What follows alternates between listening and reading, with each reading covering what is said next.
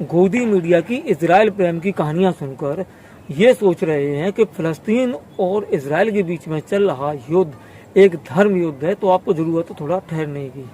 आप थोड़ा ठहर के इस वीडियो को लास्ट तक देखें, आपको खुद समझ आ जाएगा कि ये धर्म युद्ध नहीं, सिर्फ अपना घर बचाने की एक मुहिम है, जिसमें फिलिस्तीन इजराइल के लोगों से अपने लोगों की सुरक्षा की खातिर, उनका घर बचाने की खातिर युद्ध लड़ रहा है। ये बात अलग है कि फिलिस्तीन उसके मुकाबले में बहुत कमज़ोर है, तो कुछ दूसरे देश जो पड़ोसी देश हैं वो फिलिस्तीन की सहायता कर रहे हैं। तो दोस्तों, वीडियो को लास्ट।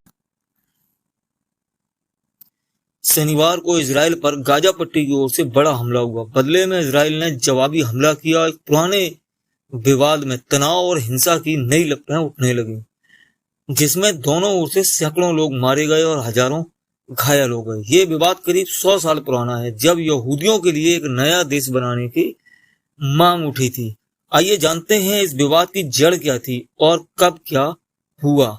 20वीं सदी की शुरुआत में यूरोप में यहूदियों पर जुल्म और अत्याचार बहुत बढ़ गया था। उन्हें हर देश में निशाना बनाया जा रहा था। भूमध्य सागर और जॉर्डन नदी के बीच का फिलिस्तीनी इलाका मुस्लिम, ईसाई और यहूदी तीनों ही धर्मों के लिए महत्व रखता था। ये इलाका उस वक्त ऑटोमन साम्राज्य में आता था और यहाँ पर ज्यादातर अरब और दूसरी मुस्लिम कौमें निवास करती थीं। पूरी दुनिया से यहूदी यहाँ आकर बसने लगे, जिससे स्थानीय लोगों ने इनका विरोध शुरू कर दिया।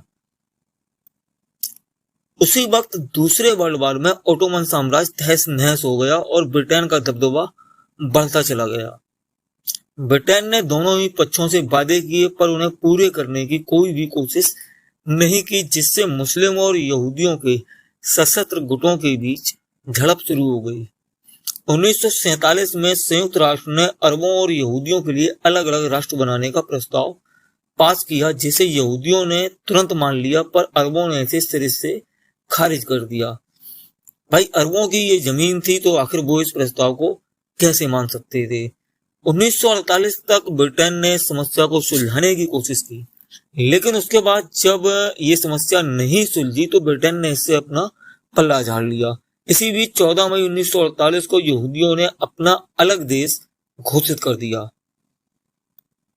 इसके अगले ही दिन इराक, सीरिया, मिस्र और जॉर्डन ने इजराइल पर हमला बोल दिया। यहाँ एंट्री हुई संयुक्त राष्ट्र की।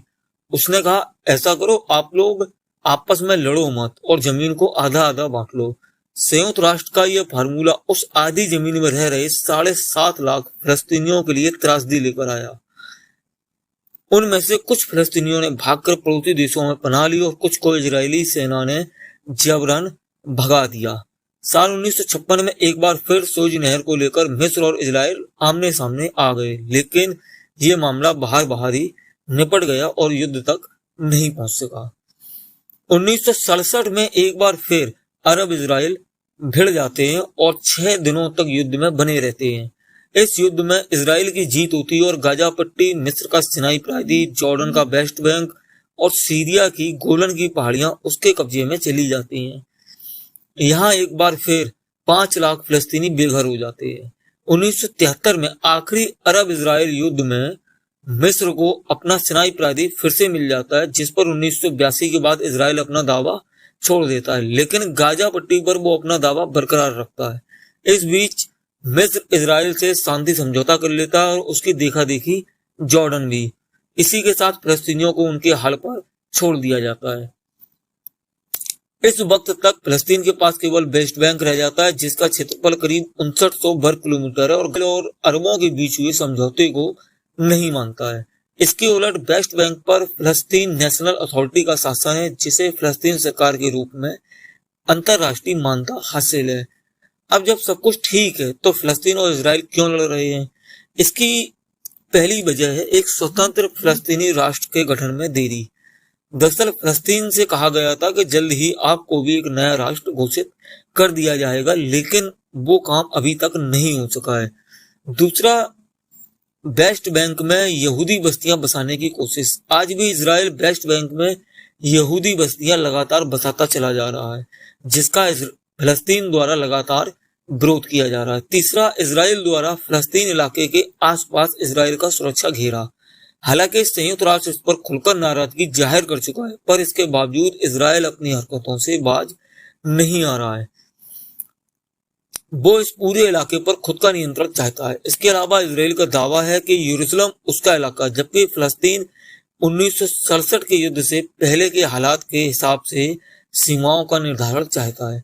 यहूदी बस्तियां इजराइल ने कब्जे वाली जमीनों पर बनाई हैं, जो अंतरराष्ट्रीय कानूनों के हिसाब से अवैध है। वेस्ट बैंक और पूर्वी यरूशलेम में इन बस्तियों में लगभग 5 लाख से भी ज्यादा यहूदी रहते हैं। इसके अलावा फिलिस्तीनी शरणार्थी भी एक मुद्दा है। फिलिस्तीन चाहता है कि जिन लोगों ने दूसरे देशों में पनाह लेनी पड़ी है, उन्हें उनकी जमीनें वापस कर दी जाएं। ये वही जमीन है जहां आजकल इजराइल बसा हुआ है। अगर ऐसा होता है, इस दुनिया से इजराइल का नामो निशान मिट जाएगा। उम्मीद है वीडियो पसंद आई होगी, जानकारी अच्छी लगी हो तो चैनल को सब्सक्राइब और वीडियो को शेयर जरूर कर दें। धन्यवाद।